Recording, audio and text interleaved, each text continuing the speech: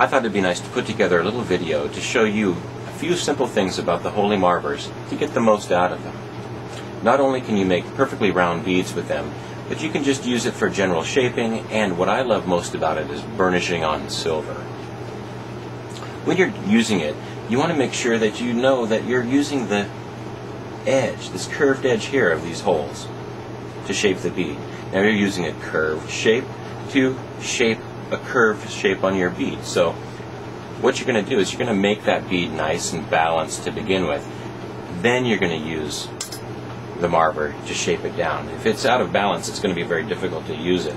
But if it's in balance, this is generally going to be a very smooth marvering process. Now, you want the surface of your bead to be scooping against the edge of this from inside out, not outside in. So you're not going to dig on here. You're going to be scraping across very gently. You're not going to be digging in.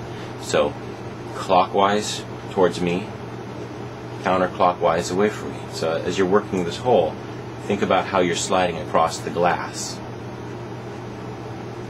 And pick a hole that's bigger than the bead that you're working on. Working on a hole that's bigger than your bead, you're able to work all these different sides. So you can work this side a little bit, kind of rocking back and forth in this kind of a motion as you spin. And then this side. And you're using the side of the marver kind of as a bracing point. So I'm in a hole and I'm able to keep the bead a little more firm and steady as I rotate it by letting the mandrel just kind of slide over the graphite as I work around the hole. And then you can progressively go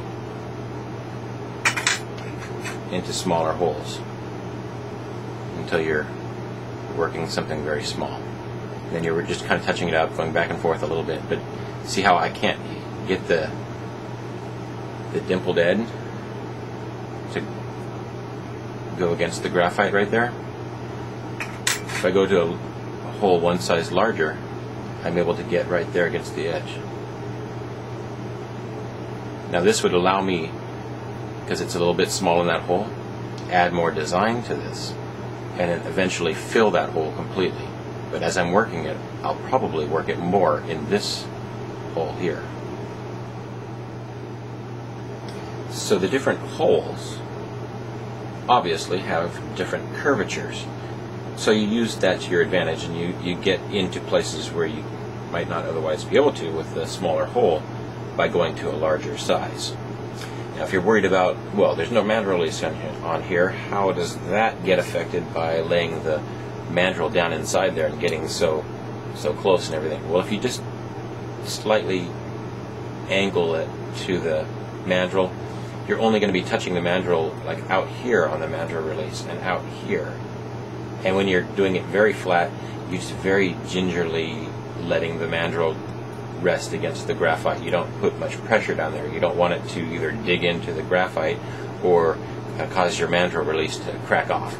So you come in here like at an angle, come down flat very gently, and then you can add a little more pressure as you lift up and go up on an angle on this side. So here's what it looks like from another angle. You come in, it's a little bit sideways, so the only place contacting it is right here on that outer edge, or here on the opposing side. So you come in exaggerated like this, or like that. That's really easy not to disturb the mandrel release here or here. You just need to make sure that you space your beads out a little bit so you leave room for this part here to go between them. So you need a little bit of space to be able to maneuver that way. Okay, so here we go. If you're looking over here in this reflected view, gravity is down with the arrow. So if you're looking at it, see how gravity is pulling on that glass? So that'll orient you to what you're seeing in that angle view. Alright, let's get started.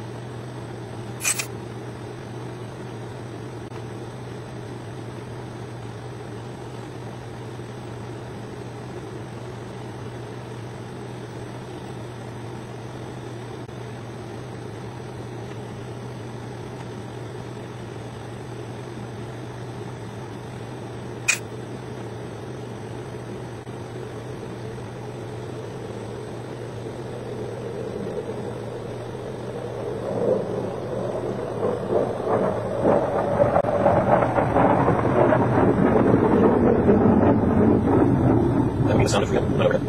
It's not torch sound or any other flame working acoustic.